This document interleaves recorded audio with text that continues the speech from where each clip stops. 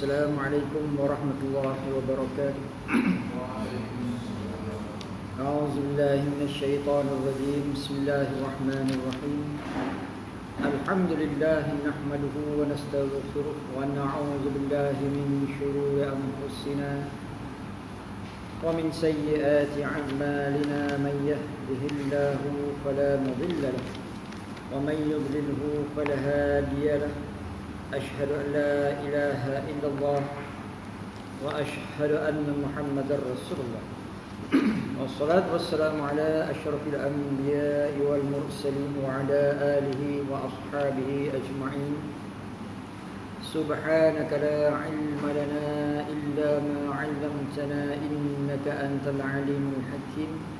ولا حول ولا قوة إلا بالله العلي العظيم. رب اشرح لي صدري ويسر لي أمري واحلل عقدة من لساني يفقهوا قولي. أما بعد فيا عباد الله اتقوا الله أوصيكم وإياي بتقوى الله فقد فاز المتقون. وأما بعد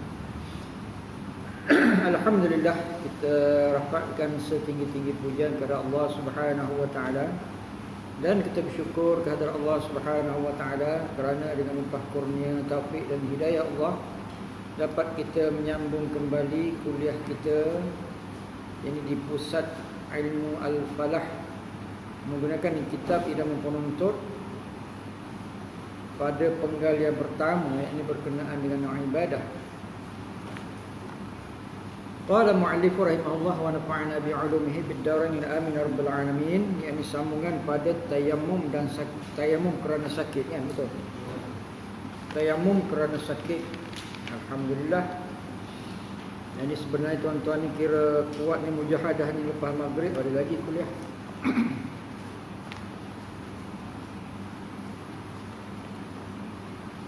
Tayamum kerana sakit.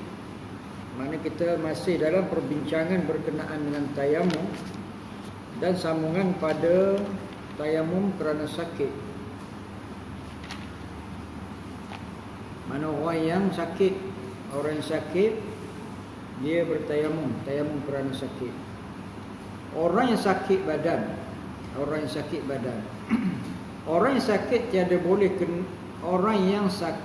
tiada boleh kena air menurut kata doktor atau dia sendiri tahu ilmu kedoktoran. Jika kena air nescaya mudarat badannya atau anggotanya, haram atasnya menggunakan air, bahkan wajib ia bertayamum.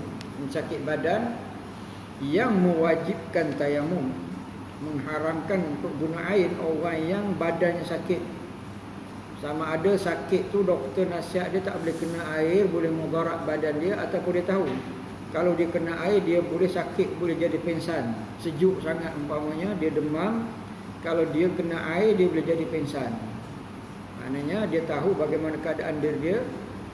Dalam keadaan ini, kalau seorang tu dia menggunakan air untuk berwuduk ataupun mandi hadas, yang mana dia berdosa lah, sebab dia boleh mudarat.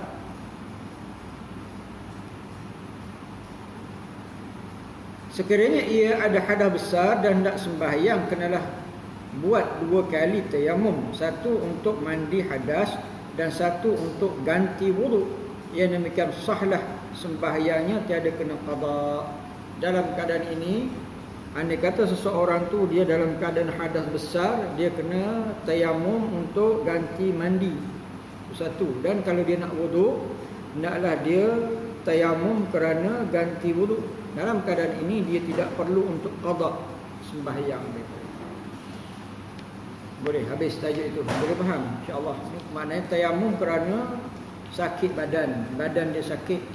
Sama ada dia tahu sendiri kalau dia kena air dia boleh jadi mudarat, mungkin pingsan, hitam dan sebagainya, ataupun kerana nasihat doktor yang pakar, kalau dia kena air boleh jadi mudarat. Jadi dalam keadaan itu pilihannya adalah kena bertayamum. Jadi kalau tayamum kalau dia dalam keadaan hadas besar, dia tayamum ganti mandi, dan kalau dia nak sembahyang, tayamumnya adalah kerana ganti wuduk.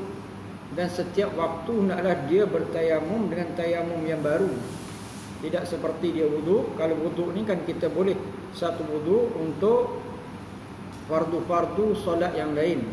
tayamum ni satu tayamum untuk satu fardu dan boleh sunat yang berbagai-bagai lah. Sakit anggota, yang pertama tadi sakit badan. Yang tajuk yang sakit yang pertama yang kita bincangkan tadi sakit badan, satu badan dia sakit.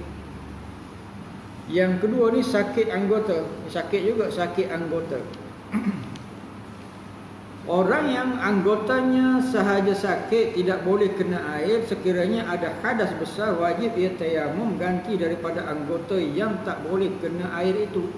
Lepas itu wajib ia membasuh anggota yang baik tak sakit. Dan boleh basuh dahulu kemudian bertayamum, yakni tiada disyaratkan tertib pada hadas besar. Jadi kalau orang tu dia sakit anggota, mungkin bahagian tangan umpamanya antara siku sampai kepada jari tak boleh kena air, mungkin sebab dia jatuh ataupun terbakar, dia cedera lah tangan dia. Dalam keadaan itu kalau dia hadas besar, yakni bertayamum kerana ganti anggota yang tak boleh kena air. Dan juga dia selepas itu baru dia mandi pada bahagian yang boleh kena air lah. Yang tak boleh kena air tak boleh kena. Ini kita ulang, orang yang dia sakit pada anggota, cedera pada anggota, yang anggota tu yang sakit tu tak boleh kena air, sama ada terbakar ataupun dia jatuh yang menyebabkan cedera, yang mana bahagian itu tak boleh kena air. Dan bagaimana kalau dia hadas besar, dia bertayamum sebagai niat mengganti anggota yang tak kena air, yang tak boleh kena air, dan dia mandi kerana pada bahagian yang boleh kena air lah. Dan di antara dua ni kalau tertib, tak ada istilah tertib, sebab boleh dia bertayamum dahulu dan selepas itu dia mandi, ataupun mandi dahulu selepas itu dia bertayamum niat ganti kepada anggota yang cedera yang tak boleh kena air. Boleh insya-Allah. Dia tayamum tu, dia sakit tu, semua anggota tayamum lah dibuat. Ya. Walaupun dia sakit tangan pula.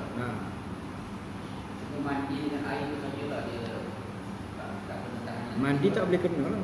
Maknanya kata doktor tak boleh nak kena air ni pada tangan yang kena cedera ni.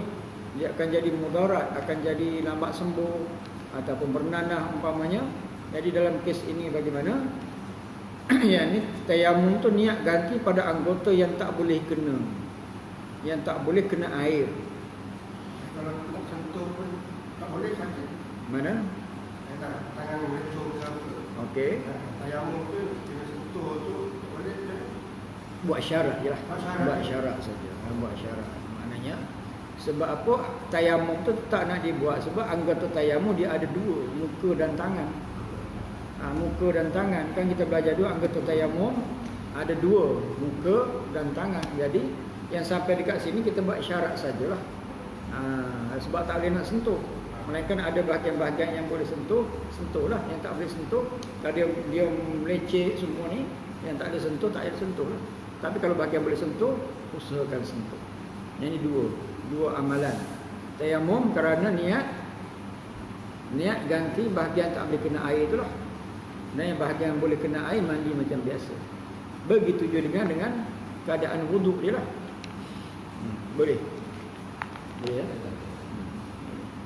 Jadi kita nak clear bagi faham dalam mazhab Syafi'i kita ni, yang diketat sikit dalam bab ni, maknanya kena buat dua benda. Kalau anggota yang ini bukan badan tak boleh kena air, yang kes pertama tadi badan tak boleh kena air, mungkin biasa tak boleh kena air badan tu, dia demam yang teruk.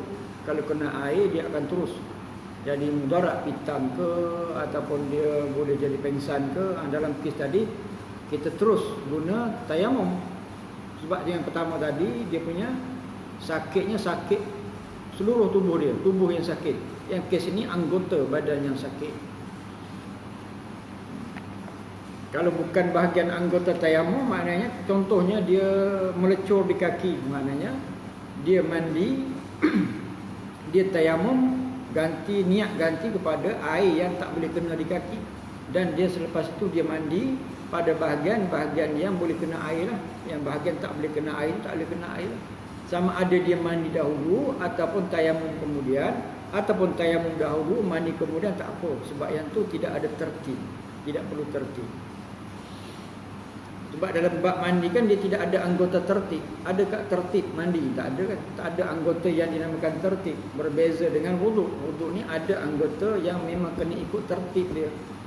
Lepas muka apa, lepas muka tangan, lepas tangan sapu kepala, lepas sapu kepala yang anggota rukun lah. Maknanya lepas tu basuh kaki. Dan kalau kita campur yang sunat, mana tertib tu banyak.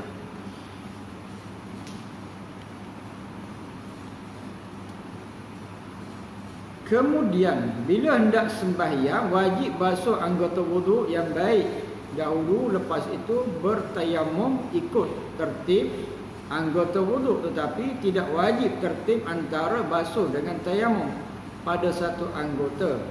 Umpama sakit pada tangan kiri wajib basuh muka dahulu, lepas itu boleh pilih basuh tangan kanan dan tayamum ganti daripada tangan kirinya, atau tayamum dahulu kemudian basuh tangan kanan, kerana kedua-dua anggota itu seperti anggota yang satu jua. Demikianlah diqiyaskan pada kaki.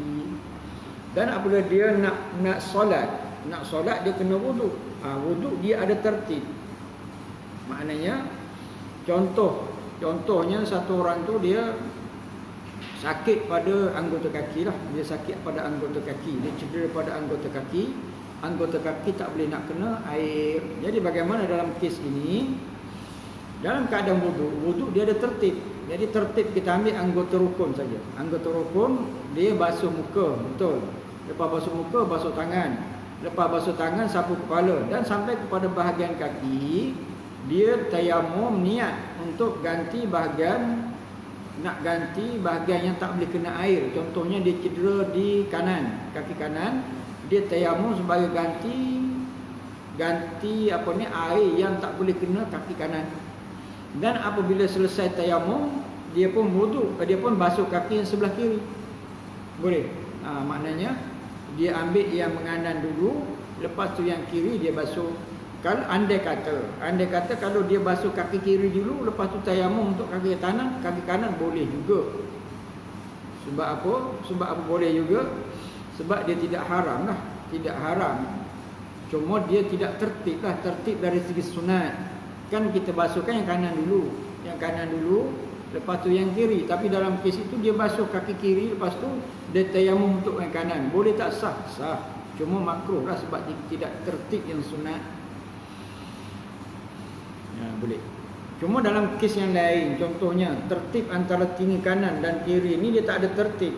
Telinga ni dia adalah anggota yang satu, tak ada istilah kanan kiri tak ada. Yang telinga ni kita sekali, sebab dia namakan sebagai anggota yang satu sahaja.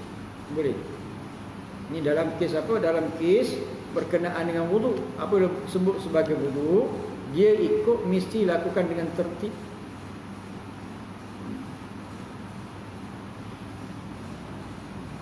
Boleh insya-Allah. Ataupun kita buat contoh lain, dia cedera di tangan pula. Dia cedera di tangan. Tangan ni anggota tengah kan. Mana dia punya anggota, dia punya susunan anggotanya bahagian tengah. Contohnya apabila basuh muka tu adalah merupakan rukun. Anggota rukun basuh muka, dan selepas basuh muka dia mesti basuh tangan. Tapi tangan kanan pula dia cedera, tak boleh kena air. Sampai kepada anggota tangan dia tayamum sebagai niat ganti yang tak boleh kena air tu bahagian kanan. Lepas tu dia sambung airnya basuh sebelah kiri, dan selepas itu baru dia sapu kepala, dan selepas itu baru dia basuh kaki. Maknanya ikut tertib itu. Boleh. Yang tak boleh bagaimana? Dia selesaikan wuduk semua sekali, last sekali baru dia tayamum. Tak boleh. Contoh yang tak boleh macam mana? Dia wuduk, basuh muka, ambil yang rukun. Lepas tu dia basuh tangan yang cedera sebelah kiri kanan, dia basuh yang sebelah kanan, basuh sebelah kiri. Lepas tu dia sapu kepala, lepas tu dia basuh kaki. Lepas tu baru dia tayamum niat ganti yang kiri yang kanan. Ini maknanya tidak tertib. Sebab wuduk ni dia mesti tertib. Dia apabila sampai anggota yang cedera itu, dia berhenti basuh, di mana tayamum tu ganti kepada anggota yang cedera ikut tertib. Boleh. Ada tayamum tangan sebenarnya lah. Ya. Ada anggota lain itu ada tayamum dia. Tak. Dia tayamum. Okey. Tayamum kan dia punya anggota tayamum ada berapa? Dua. Tangan. Maknanya yang dia kena tayamumnya, tayamum tu sendiri dia kena sapu muka. Lepas tu yang sini dia isyarat lah. Kalau tak boleh kena tanah dia isyarat saja. Yang sini dia kena gosok macam biasa, sapu macam biasa. Mana kena juga. Iya. Yang satu lagi yang tak boleh sentuh, dia sakit. Yang ni kita syarat sajalah. Syarat saja macam tu. Sebaiknya kita buat tayamum dulu, baru kita buat wudu tu air. Okay. Dia wudu, dia ada tertib. Ada tertib. Berbeza dengan mandi tak ada tertib. Kita boleh mula-mula yang mana-mana tak kisah. Yang wudu dia kena tertib. Okey, saya ulang semula. Mana kita ambil anggota rukun saja. Kumur-kumur tak payah ceritalah. Mana kita contohnya satu orang dia cedera di tangan, dia luka ataupun dia terbakar lah. Umpama dia terbakar, yang sini tak boleh nak kena air.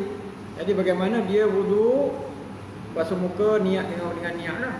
Dan apabila habis basuh muka dia kena basuh tangan. Tapi sampai kat sini dia tak boleh. Jadi dia kena berhenti, dia kena tayamum macam biasa, tayamum muka. Tapi kat sini pula, dia tayamum kat sini dia syarat saja. Sebab kata tak boleh kena. Yang bahagian ni kena sempurna. Sempurna. Jadi tayamum tu niat yang tak kena ni, tak boleh kena air. Dan habis dan selesai yang tu baru dah dia basuh. Ya, betul. Mana ikut tertib. Semua habis selesai. Ya. Ya. Kena kering lah. Kalau tidak habis bertepek lah. Kena kering, lap sikit. Muka lap. Kalau kita dengan tanah tu buat gitu boleh, tapi dia jadi macam tepung lah. Macam cengkodok lah, macam goreng pisang hampir lah muka kita. Boleh, sah, tak ada masalah. Cuma dikeringkan. Boleh. Bagus, soalan tu bagus. Kan? Kalau yang kaki tu sama juga? Sama juga. Kaki maknanya sampai kepada anggota kaki berhentilah. Berhenti daripada basuh. Contohnya dia cedera di sebelah kanan. Sampai kepada anggota kaki, dia berhenti basuh kaki kanan, dia tayamum. Lepas tu tayamum tu niat apa? Niat untuk ganti air yang tak kena kaki kanan. Dan habis tayamum, dia basuh kaki kiri.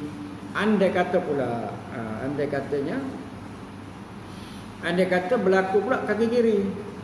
Jadi dalam kes kaki kiri tu dia basuh kaki kanan selesai. Lepas tu dia tayamum, niat ganti kaki kiri. Lepas tu basuh lagi, tak payah basuh lah, habis lah. Sebab dia cedera di kaki kanan. Dia cedera di kaki kiri. Yang kes tadi cedera di kaki kanan. Apa dia cedera di kaki kanan? Untuk ikut tertib sunatnya pula, dia berhenti daripada basuh kaki kanan, dia tayamum niat ganti wuduk pada bahagian kaki kanan. Lepas habis tayamum, dia basuh kaki kiri. Kes yang kedua pula, dia cedera sebelah kaki kiri. Ikut tertibnya kaki kiri tulaskan yang terakhir. Jadi dia basuh sebelah kanan, dan apabila tiba kepada bahagian kaki kiri, dia tayamum niat ganti sebelah kiri. Dan setelah itu apa-apa buat, tak ada lah, habis lah. Boleh faham. Sebab ada kanan, ada yang kiri, ikut tertibnya. Kita ulang, makna dalam berkenaan dengan mandi, dia tidak ada anggota tertib. Seluruh poin tak ada tertib. Boleh mula daripada bahagian-bahagian mana-mana, tak apa. Cuma kalau ikut sunat, tertib sunatnya mestilah menganan lepas tu mengiri. Itu tertib yang sunat. Ini tertib dari segi wajib. Berkenaan dengan wudu, memang dia anggota tu tertib. Ambil rukun, basuh muka, lepas muka basuh tangan, lepas basuh tangan sapu kepala, lepas sapu kepala basuh kaki. Kalau ikut kepada tertib yang sunat pula wudunya, maknanya tangan kanan, tangan kiri, kaki kanan, kaki kiri. Boleh. Itu tertib sunat. Habis. Boleh habis tu boleh. Bagi clear, faham sungguh-sungguh. Jadi kita bermujahadah lepas isyak ni bagi faham sungguh-sungguh. Kita nak mengaji kan. Bagi kita ni mahir, dan mungkin kita boleh mengajar lah. Mengajar keluarga, pada tidak pun tempat kerja, sebab kita mahir. Bagi mahir sungguh-sungguh.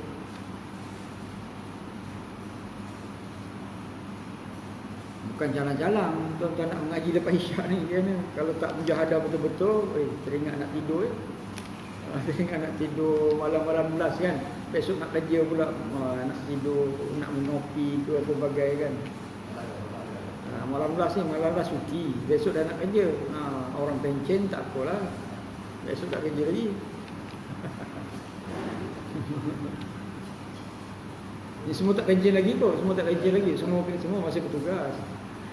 Masih bertugas.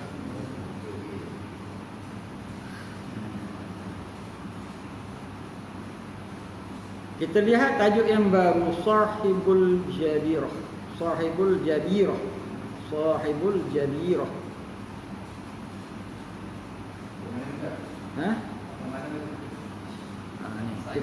Kita tengok dia punya tu, ada keterangan tu, Sahibul Jabirah tu.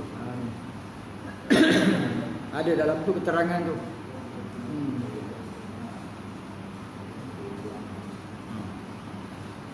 Orang yang luka dan ditampal dengan ubat seperti kuyup atau simen yang tak boleh ditanggalkan, orang yang keadaan semacam ini dinamakan Sahibul Jabirah.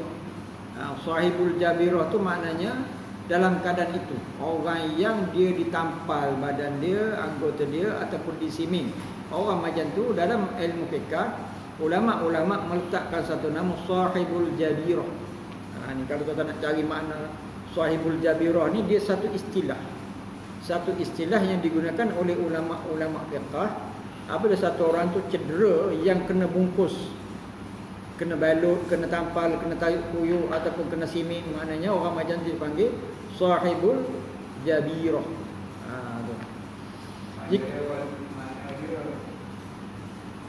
Apa dia? Ditampal dengan simen tak boleh.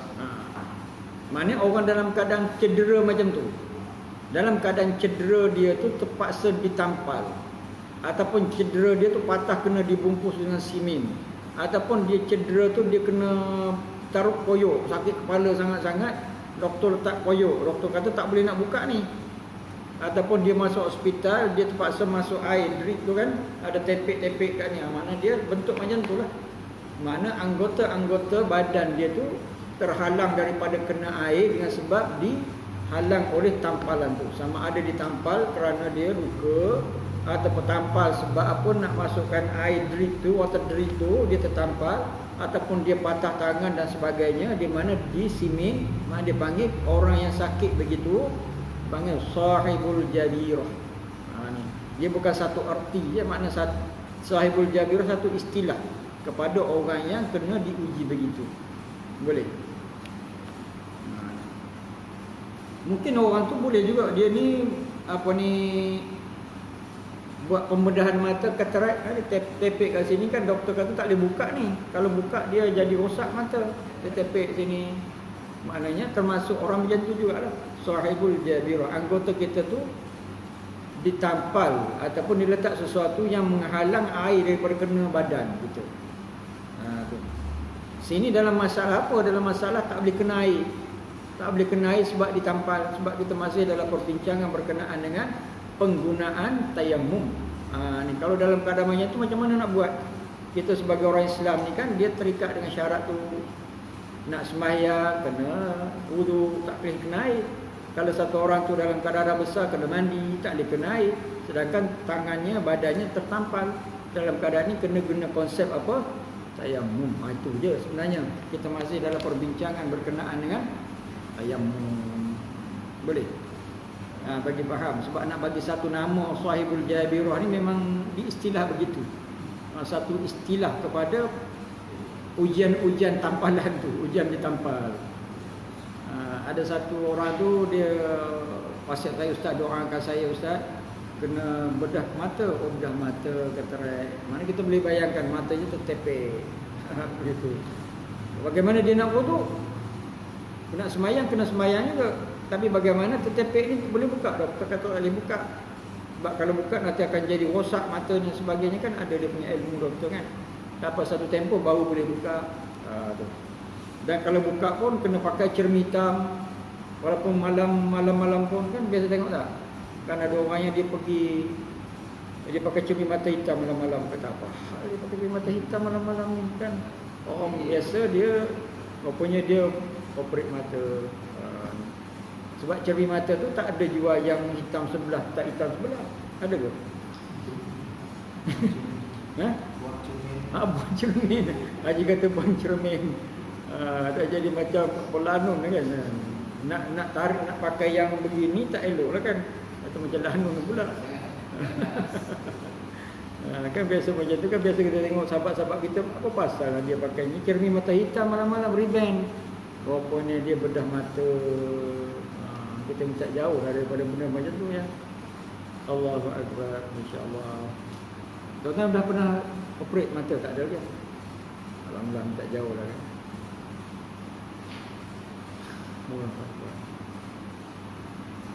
Jika ia hendak sembahyang, kenalah bertayamum dan dibasuh anggota yang baik, kemudian sapu dengan air atas tampal itu. Ini benarnya. Maknanya kalau dalam keadaan sahibul jabirah, kalau orang tanya kita ni, kalau saya kena tampal ni macam mana? Oh, kita kata ni sahibul jabirah ni. Kita tahu dah.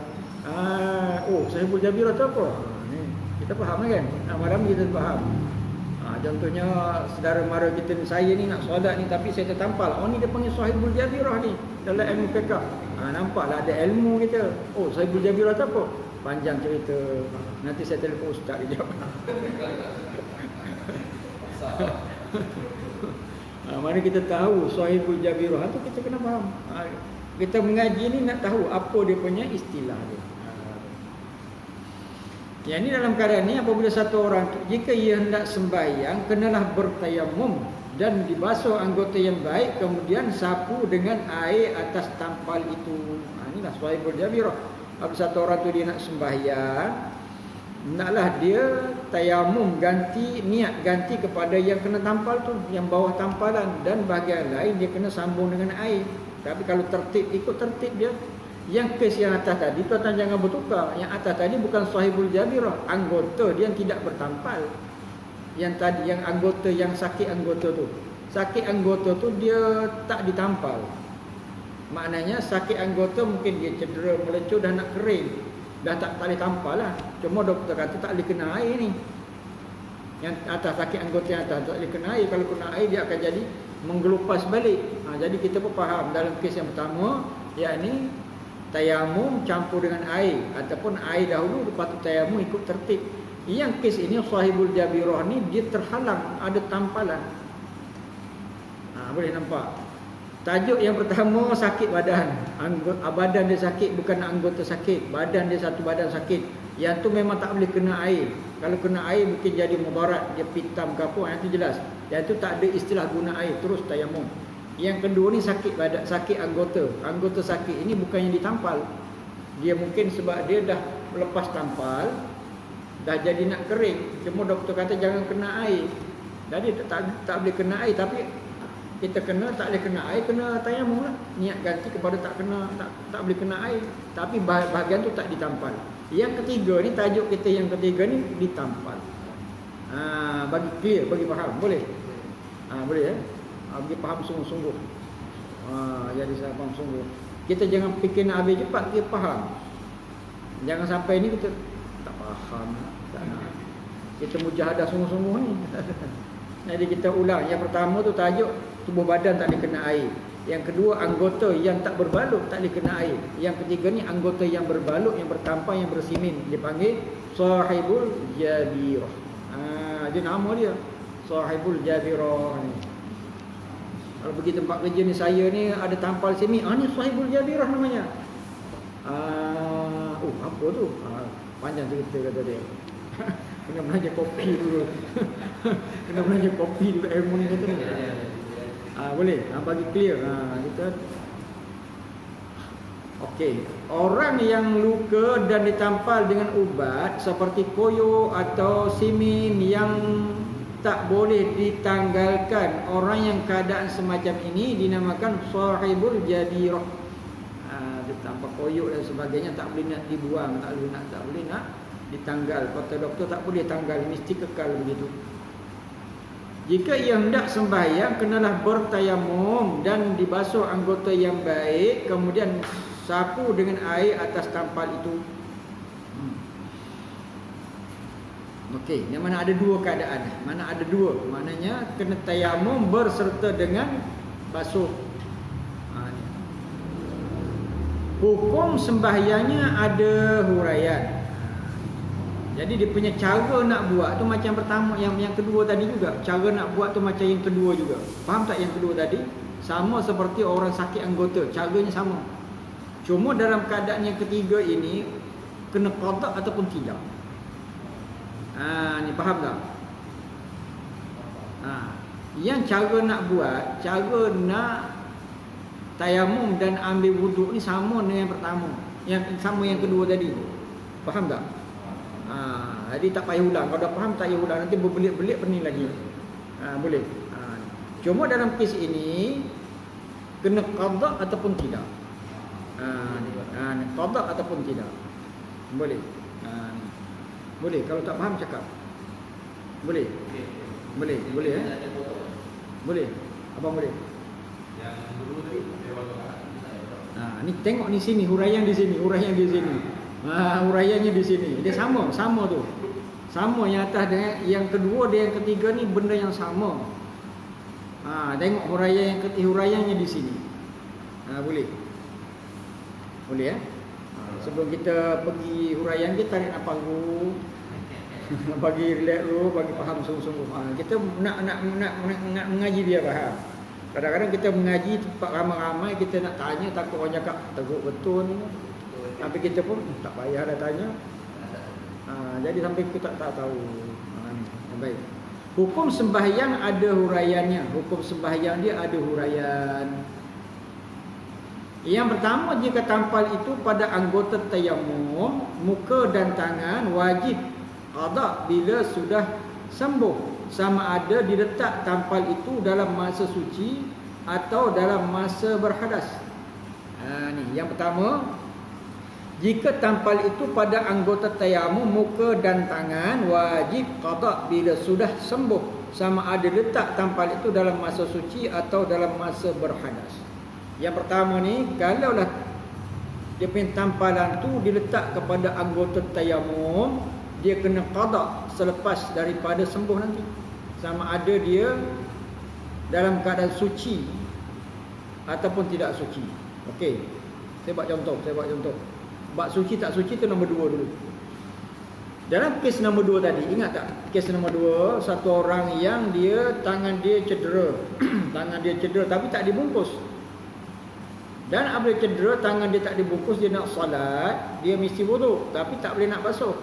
Jadi bagaimana? Dia kena gabungkan tayamum dan juga kena guna air wuduk. Jadi tangan dia tak boleh nak kena tayamum, tak boleh nak disentuh.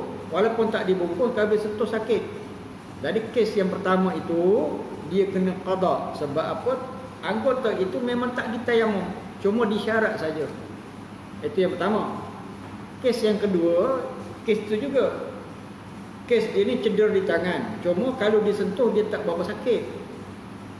Mana dia tayamum dan di sini dia boleh sentuh. Cuma doktor kata jangan kena air. Kalau sentuh dia tak berapa sakit. Jadi dia tayamum lengkap. Di mana dalam kes ini dalam kes yang kedua, di mana tak payah qada sebab dia lengkap dengan tayamum. Boleh nampak dua perbezaan. Boleh? kunci tayamum. Ya, kunci pada tayamum, ya betul. Kunci pada tayamum. Kunci pada tayamum sebab anggota tayamum. Mana kalau yang kita ambil contoh yang tadi kan dia tak ditampal, tapi anggota dia sakit ataupun anggota dia memang cedera.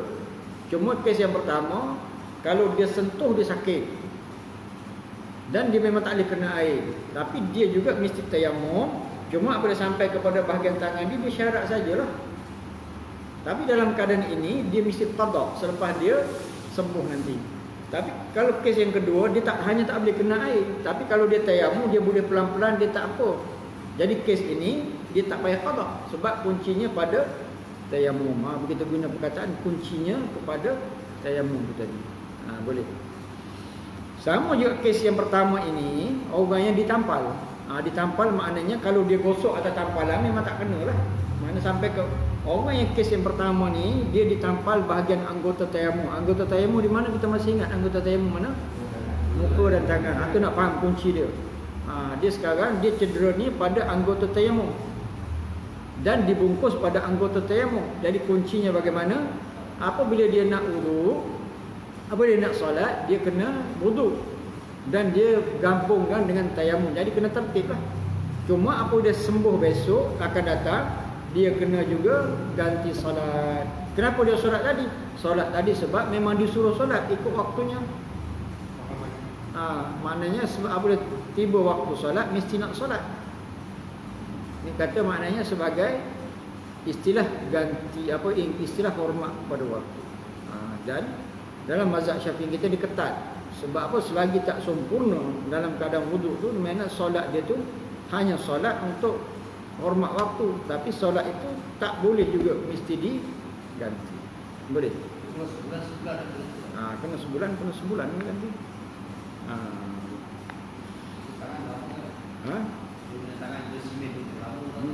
Lama sebulan. Dalam mazhab Syafi'i kita dia agak ketat dalam bab tu. Boleh. Kalau semin lah, memang kena. Tak boleh. Tak boleh lah kat dalam memang tak boleh. Kena qada. Saya kena qada lah. Ya. Dia tak apa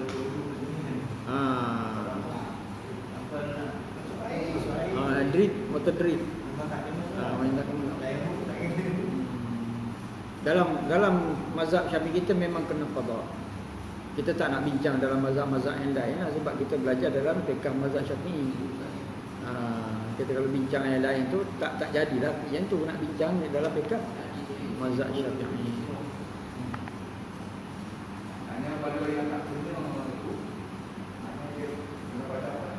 Ya kena qada. Qada mana anggota tayamum. Kalau di kaki tak ada timbul persoalan sebab dia anggota tayamum. Anggota tayamum tangan dan muka. Kalau pada bahagian anggota tayamum itu yang dibungkus ataupun ditampal, di mana memang dia kena qada. Sebab kalau dia bertayamum pun, tayamum itu pun tak boleh nak selesaikan dia punya bahagiannya. Asalnya tayamum itu sebagai nak ganti bahagian yang tak boleh kena air masuk wudu. Umpamanya kalau dia kaki dia cedera, maknanya dengan tayamum settle lah. Sebab tayamum itu sebagai niat ganti bahagian kaki yang tak boleh basuh. Tapi sekarang ada bahagian anggota tayamum. Kalau dia tayamum pun, bagaimana tayamum dia memang tak boleh nak kena bahagian anggota tayamum. Tapi tak dia kena tayamum. Jadi tak boleh nak selesai dia punya persoalan. Boleh? Kena qada. Kan anggota wuduk kita kan tangan, muka, tangan, sapu kepala dan basuh kaki. Kalau dia cedera bungkus di kaki, okeylah sebab bukan anggota tayamum. Tapi kalau dia kena di muka, macam contoh tadi orang tu dia operate. Jadi macam mana? Dia operate mata. Jadi mana anggotanya anggota tayamum. Jadi dia kena qada. Boleh. Jadi kata di sini tak ada timbul isu sama ada dia suci sebelum dia dibungkus ataupun dia tak suci. Masuk di sini. Contohnya sebelum daripada bungkus dia wuduk siap-siap. Lepas tu dia bungkus. Mana tak ada isu. Mana dia tetap juga kena qada. Boleh.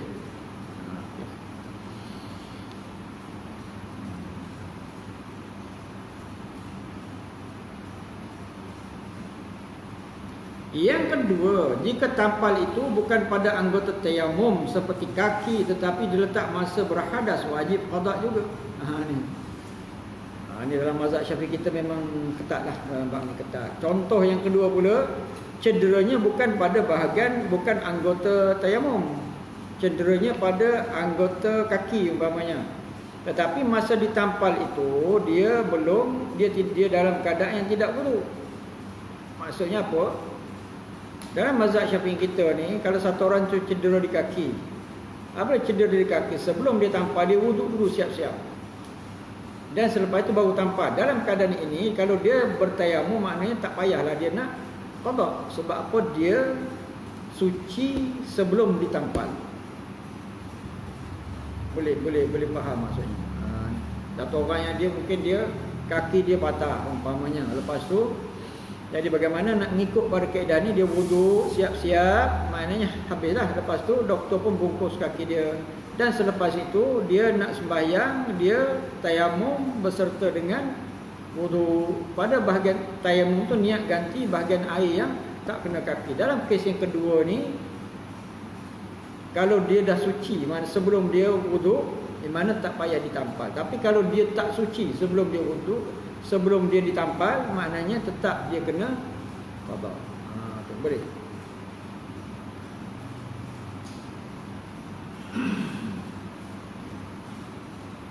Yang ketiga, jika tampal itu bukan pada anggota tayamum, dia letak dalam masa suci daripada hadas, tetapi ada najis di tempatnya yang tiada dimaafkan, wajib qada juga.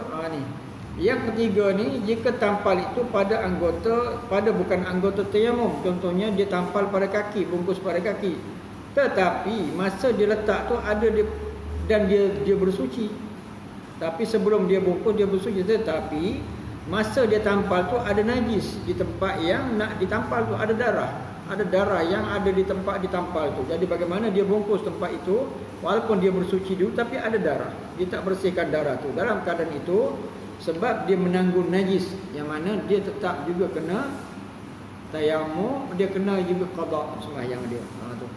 Sebab najis menghalang daripada sah sembahyang lah. Cuma sembahyang tu sebab hormat waktu.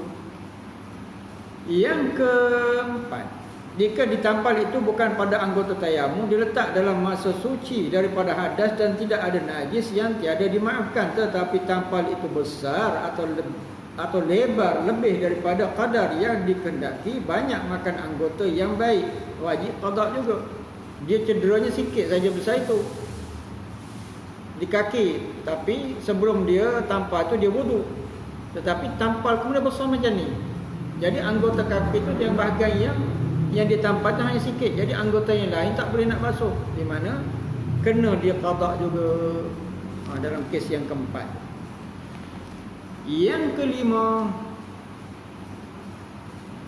jika tampal itu bukan pada anggota tayamum, dia sakit kaki juga, diletak masa suci daripada hadas dan tidak ada najis pada yang tidak dimaafkan, sedang tampal itu sekadar yang dikehendaki sahaja, tiadalah wajib qada. Ini dalam keadaan ni, orang tu dia sakit di anggota kaki, sebelum daripada ditampal dia wuduk, dan tempat yang nak ditampal pun tidak ada najis, dan tampal tu kecil memada yang ngam-ngam untuk bahagian sakit dia, di mana dalam keadaan tu dia tidak payah qada.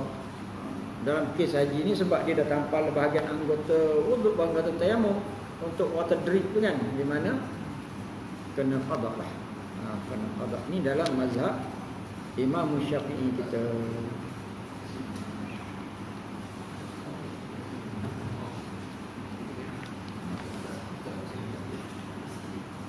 Habis, yang tu boleh faham semua boleh? Ada miskin? Ada abang? Ada, boleh faham? Kalau kita tak nak guna tayamum, kita nak ambil wudu untuk orang sakit boleh? Ya boleh, tapi takut. Ini untuk tayamum lah. Okey, dalam kes yang abang tanya tu, maknanya kalaulah kita ambil wudu, lepas tu cedera teruk anggota kita, perbuatan tu haram. Anda kata kita berwuduk juga menyebabkan kita mati, berdosa mati, umpama bunuh diri. Sebab apa? Kita wala tulqu bi aidikum ila tahlukah. Memang jelas doktor kata kalau encik guna air bahagian ni, saya tak jamin mudarat dia punya penyakit ni boleh mudarat. Mungkin anggota encik akan dipotong kemudian, ataupun mungkin encik boleh mati. Kita pun tak apalah, saya jihad lah. Tak ada istilah jihad dalam tu. Tu bukan jihad namanya tu. Ulama kata bunuh diri. Jihad ni mempertahankan Islam. Jihad mempertahankan nyawa kita nak dibunuh. Jihad mempertahankan keluarga kita. Jihad mempertahankan harta tu, jihad. Tapi memang kalau kita guna air, doktor kata pengalaman saya mati. Tak apa, saya jihad, itu bukan jihad. Itu bunuh diri. Tak ada pahala itu, tak ada pahala. Sebab nyawa tu mahal. Allah Ta'ala suruh kita jaga. Tiba-tiba kita ambil istilah tu. Kita ambil contoh yang lain. Dalam bulan Ramadan, kita sakit perut ataupun kita demam sakit, doktor kata kena tak boleh puasa ni, kena makan, kalau tidak memang mudarat. Kita kata kita nak puasa jihad, mati kita dalam puasa tu berdosa. Kita ambil contoh puasa ni, bagaimana Allah Ta'ala bagi ringan. Kalau kita musafir, yang ni kita boleh tak puasa. Musafir je nak ke mana, nak berkerantan. Habis kerantan tu nak buat apa saja, nak pergi cari kuih ataupun nak pergi jalan-jalan bulan puasa, cari akok. Tengok. Apa lebih 2 marhalah makna sunat kita tak puasa. Kita tak puasa. Orang lebih 2 marhalah tu maknanya harus dia tidak berpuasa. Kalau lebih 3 marhalah sunat dia tak berpuasa pula. Puasa itu pun Allah Ta'ala bagi keringanan untuk tak puasa. Apabila kita musafir, tak kisah musafir apa, jangan musafir haram saja. Musafir nak pergi cari apa? Naik kapal terbang, kita orang senang naik kapal terbang dari Kelantan. Habis tak penat, tak kisah, bukan isu tak penat. Musafir boleh tak puasa. Itu dalam keadaan musafir. Kalau sakit kita puasa juga, itu maknanya boleh kita buat satu analogi lah. Mana bagaimana salah kita faham tentang agama. Dalam keadaan musafir tak sakit apa pun, Allah Ta'ala bagi kita tak puasa. Bukan setakat tak puasa, Allah Ta'ala kata boleh jamak, boleh qasar. Sedangkan 4 rakaat zuhur tak boleh kita nak buat 2 rakaat kalau kita bermukim ataupun kita bermustautin. Kalau musafir boleh buat 2 kata Allah. Contoh maknanya ringan. Tiba-tiba dalam keadaan kita sakit, doktor kata kalau puasa juga mudarat, boleh mati, kita nak jihad. Tak ada istilah jihad yang tu. Murahnya Allah. Kita jangan salah faham lah dalam agama. Boleh, insya-Allah.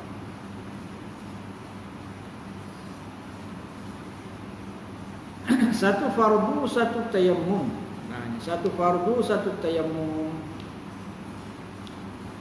Satu tayammum boleh digunakan untuk satu fardu. Satu tayammum untuk satu fardu. Contohnya solat maghrib, satu tayammum. Nak solat isyak, kita tayammum pula. Tak boleh. Biasa kalau wuduk kita maghrib, satu wuduk guna untuk isyak sekali. Tayammum tak. Satu tayammum untuk satu fardu, satu tayammum untuk fardu yang lain. Dan beberapa sunat sahaja. Walaupun begitu, kalau yang sunat boleh satu tayammum. Contohnya kita tayammum untuk mengharuskan sembahyang maghrib. Lepas maghrib kan ada ba'diyah maghrib. Lepas tu mungkin kita ada solat-solat sunat yang lain lagi, boleh. Dan apabila kita nak solat isyak pula, kita kena tayammum untuk isyak. Kan lepas isyak pula kita ada ba'diyah isyak. Kita pula nak witir pula lepas isyak sebelum tidur umpamanya, boleh. Yang ini satu fardu untuk satu tayammum untuk satu fardu, dan boleh sunat yang banyak lah. Umpamanya kita lepas isyak tu, kita isyak kita satu tayammum. Lepas isyak, ba'diyah isyak. Lepas tu kita pun tak tidur sampai subuh, solat malam ni. Satu tayammum tadi boleh. Tapi nak subuh esok, nak subuh nanti, kena tayammum semula.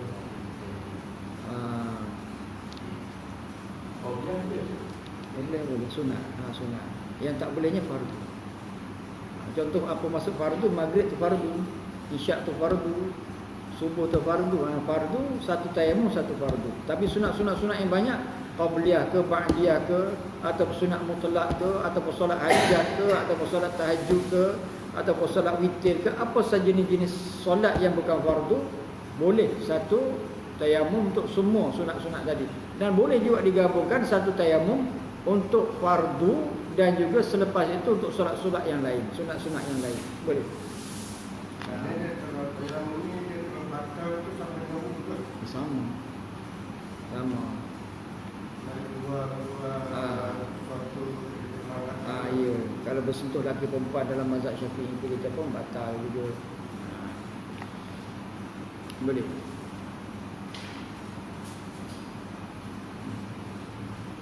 Boleh, tak mengantuk lagi, boleh Boleh. Baru setengah jam baru. Bukan.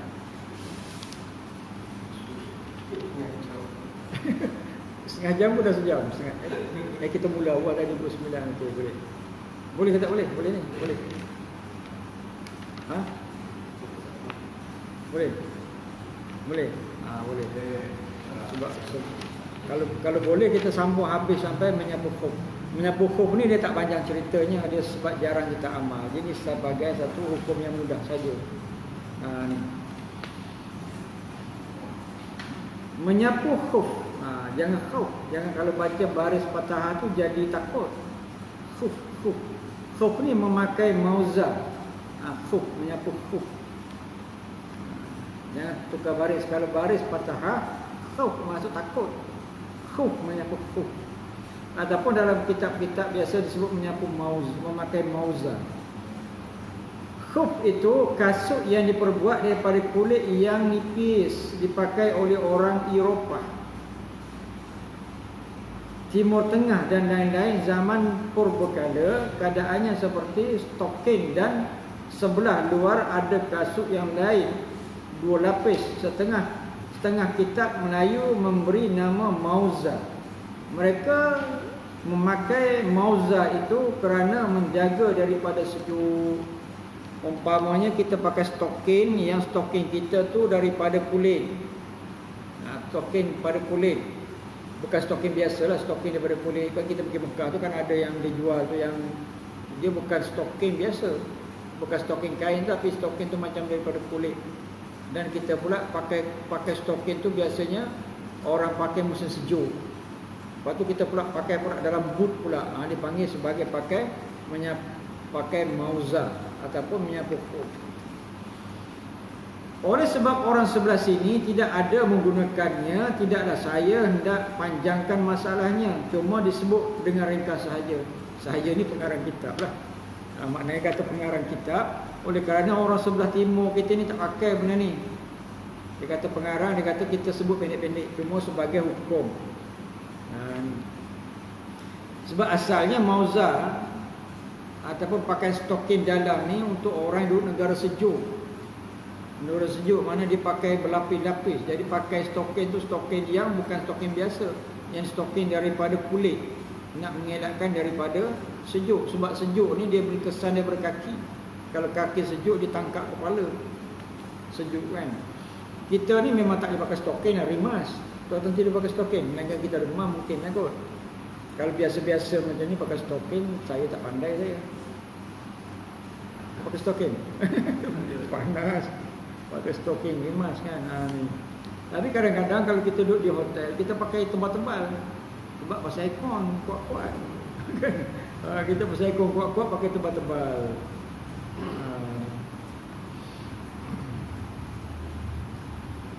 Orang yang memakai mauza harus menyapu dengan air atas kedua-dua mauzanya. Ganti daripada basuh kedua kakinya ketika mengambil wuduk. Tidak payah dicabut mauza itu dengan 3 syarat. Apakah dia punya hukum faedahnya menyapu atas khuf ni? Maknanya apabila satu orang memakai khuf, dia tak payah basuh kaki. Hanya menyapu di atas khuf dia ataupun di atas stokin dia. Dia tak payah basuh kaki sebab sejuk. Sejuk tuan-tuan. Saya tak pernah lah duduk negara ada salji, tapi saya masuk saya ke Mesir dulu, ya Allah, dia sejuk semua. Memang sejuk. 10 darjah ni. Kita nak solat subuh, ya Allah, sejuk. Tapi kenalah solat subuh juga. Dia mesti sejuk subuh 3.30. Pukul 3.30 tu solat subuh. Oh, lagi sejuk. Lepas daripada solat tu kita sambung tidur semula. Dia mesti sejuk. Kalau tempat sejuk, dia subuh dia awal. Kalau tu orang Mesir ni, dia bertukang kereta malam sampai subuh. Dia mula kerja pukul 12 tengah hari. Dia sambung sampai subuh tu. Dia sembahyang subuh, dia tidur. Lepas tu buka kereta, bengkel kereta pukul 12, pukul 1 tengah hari. Kalau kereta kita pancik kat sana, kita tunggulah pukul 1 tengah hari ni pula. Sebab dia waktu tu dia nak sembahyang. Kalau dia terus dia sembahyang. Ada kadang tu sebab tu pusingan. Lebih-lebih lagi musim sejuk. Tapi kalau tempat salji lagi lah, saya tak pernah duduk tempat salji, tapi kata orang memang sejuk lah. Dan inilah dia punya faedahnya. Yang ni wajib sembahyang tu tetap wajib, wuduk tetap wajib juga. Jadi bagaimana? kaki tu nak basuh ke tidak. Apabila kita pakai kuf, tak payah basuh kaki, hanya sapu saja di atas stokin tu.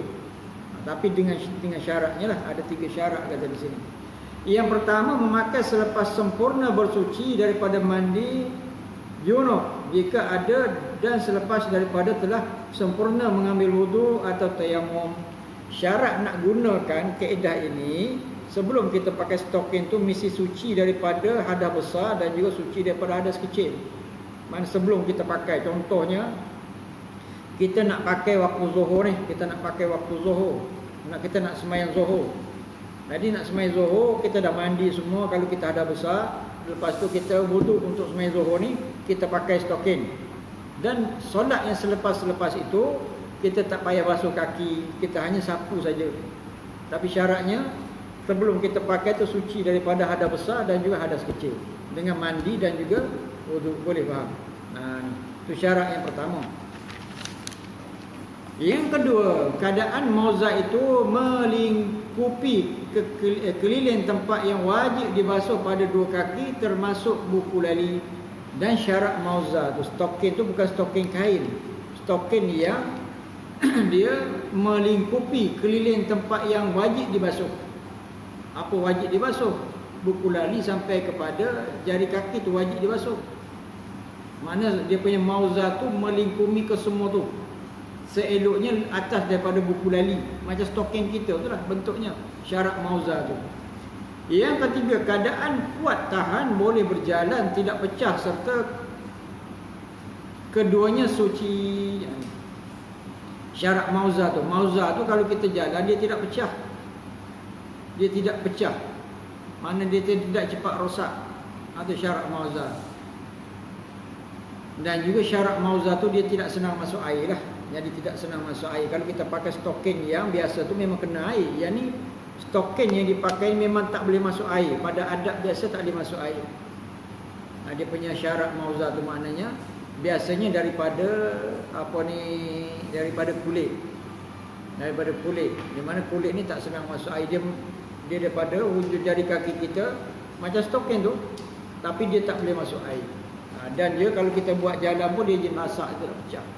Setelah cukup segala syarat ini, bila nak mengambil air sembahyang, semula, bolehlah pakai sapu sahaja di atasnya dengan tak payah dibuka dan tak payah dibasuh kaki lagi selama sehari semalam bagi orang yang dalam negeri yang mukim, dan 3 hari 3 malam bagi orang yang di dalam perjalanan, yakni musafir. Dia punya manfaatnya, faedahnya. Yang ini bagi orang yang bermukim sehari semalam. Contohnya dia pakai zuhur. Zuhur tu dia kalau dia ada hadas besar dia mandi dan dia nak sembahyang zuhur, dia wudu. Apabila dia wudu, dia pakai mauzah. Dan apabila dia pakai mauzah nak sembahyang asar, dia wudu. Di stokin itu dia hanya sapu saja. Dan juga nak sembahyang asar dia wudu, di stokin itu dia sapu saja. Maghrib pun sama juga sampai subuh, sampai kepada zuhur nanti, zuhur besok. Sampai zuhur besok maknanya 24 jam. 24 jam lah, sehari semalam 24 jam. Bagi orang mukim, kalau orang bermusafir makna 3 hari 3 malam. Yang ini zuhur 3 hari. Masanya dikira dari mula habis hadas lepas dipakai, tidak daripada mula berhadas atau dari mula menyapu. Ni masa dikira dari mula habis hadas lepas dipakai. Ini apabila lepas habis hadas lepas dipakai, tidak daripada mula berhadas atau daripada mula menyapu. Ini mula menyapu zuhur tadilah, mula menyapu asar. Mula menyapu asar. Maknanya kena sampai kepada 1 hari 1 malam, maknanya sampai kepada zuhur, dan boleh masuk asar pula. Boleh masuk asar, maknanya 1 hari 1 malam. Begitu juga dengan kalau musafir 3 hari 3 malam. Sebagai contoh, dia buat sebagai contoh. Sebagai contoh, umpama Zaid lepas sembahyang lepas mengambil wuduk memakai mauzah kira-kira pukul 1 tengah hari. Dia kira pukul 1 tengah hari. Kemudian ia sembahyang zuhur, lepas itu tahan air sembahyang hingga pukul 4 ia berhadas. Sehingga pukul 5 petang baru ia mengambil air sembahyang kerana hendak sembahyang asar. Jadi mula sehari semalam itu dikira daripada pukul 5 petang, tidak daripada pukul 4 atau pukul 1. Boleh lihat dalam kitab Baijuri juzuk yang pertama muka 89. Mana keterangan ini lebih teranglah. Contohnya Zaid ni dia nak sembahyang Zuhur. Sebelum sembahyang Zuhur dia wuduk, dia pakai dia punya stocking. Lepas tu pukul 5 dia nak sembahyang asar, dia batal, dia ambil wuduk, dia sembahyang pukul 5 sembahyang asar. Dan di mana bermula kiraannya sampai kepada asar besok pula. Itu 24 jam. Allahu a'lam, kulit suci di sana. Berhenti di situ. Boleh? Ya. Kaedah kita tak juga masuklah betul kan. Kalau macam di negara kita memang tak seperti lah. Ya. Tapi macam mana kalau aku kerja dulu tak ada buka kasut. Tak tiap hutan punya tu macam mana pada hutan. Mana dia kalau pakai kasut, bawahnya buku-buku dia lain dia buat lah. Kasut tak buat. Boleh lah ambil kaedah ni. Kaedah khuf ni lah. Sebab dia nak buka kasut tu susah. Mana sapu hanya sapu atas kaki kasut. Sapu ni macam mana? Sapu sebelah atas. Atas saja kan? Sebelah atas. Lepas tu yang bawah tu hanya tepinya je. Bukan sapu bahagian bawah. Contohnya buat macam ni. Ini tapi ini kaki kita. Ini kita ambil air, kita sapu atas. Lepas tu yang belakang tu, yang tumit tu hanya situ saja. Yang belakang, bukan ke bawah, yang belakang.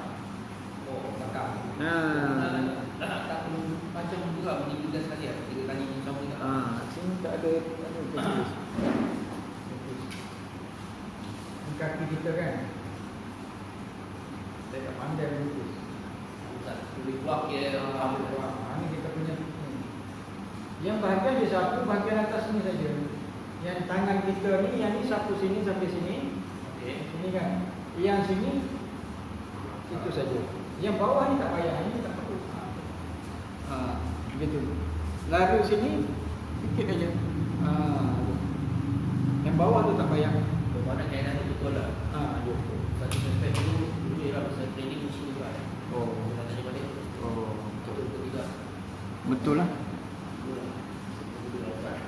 Ya. Dia pakai kaos tu, lepas tu pakai kasut tu. Ya. Kaos tu. Kasut tak buka. Solat Tak payah buka. Kalau dalam keadaan tu tak payah buka. solat Tak payah buka. Maknanya yang kes yang abang tanya ni sapu kepada kasut tu. Sapu kepada kasut. kami tak boleh buka kasut. Yang kes yang kalau pakai jenis stocking tu kita sapu di atas stocking. Sebab mungkin kita pakai slipper tu tak boleh nak disapu. Yang jenisnya stocking, dia satu jenis skuf juga. Contohnya orang musim sejuk dia pakai yang tu, tapi dia pakai slipper. Di mana kita sapu di stocking tu dia kuat. Daripada kulit. Kalau macam tentera ni memang kulit. Dia memang kulit. Memang kita sapu di kasut tu. Dia memang jenis kulit. Kalau yang kasut yang lagi tu kaos tu lah, memakai rapi lah. Ya. Macam askar lah. Askar lah. Boleh. Boleh lah. Pakai buka pun sapu atas. Sapu atas. Sapu atas ni sapu belakang sikit saja. Macam kasut boot yang pergi kebun tu. Masuk boot kebun tu. Mana kita kalau pakai yang tu je pun boleh juga. Sebab kasut boot tu memang tak masuk air lah. Boleh. Kasut yang pergi kebun tu kuah cukang. Kasut kuah cukang yang kuning tu pun boleh juga.